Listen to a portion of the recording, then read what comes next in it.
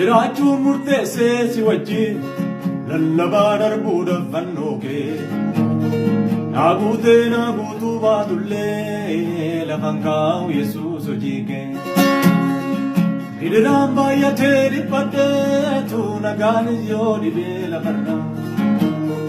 naaf tokko boqochuu kan jiraami ol bahee too gubbaa waaqarraa gidiraan baay'atee dhiphadheemi nagaanis yoo dhibee lafarraa naaf tokko boqochuu kan jiraami ol bahee too gubbaa waaqarraa naa guutuu si jiraachuu wayyaa irratu si jiraachuu wayyaami abbaa koo si jiraachuu wayyaami waan hundaaf si jiraachuu wayyaa naa wayyaa harka kee naa wayyaa naa wayyaa harka kee naa wayyaa naa wayyaa harka kee naa wayyaa abbaa koo dubbii kee naa wayyaa naa wayyaa harka kee naa wayyaa naa wayyaa harka kee naa wayyaami wayyaa harka kee naa wayyaa jaala koo gorsa kee naa wayyaa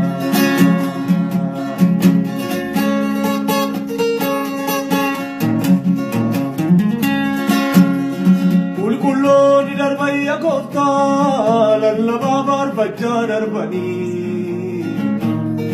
gaafa doorsifaman hundumaa morma isaanii billaaf laafanii Teeffannaa jiraachuu qabaami lallabuudhaaf dhugaa dubbii kee warra mataa isaanii siif laatanii gatee biraan deemu faanni kee naa guutuu si jiraachuu wayyaami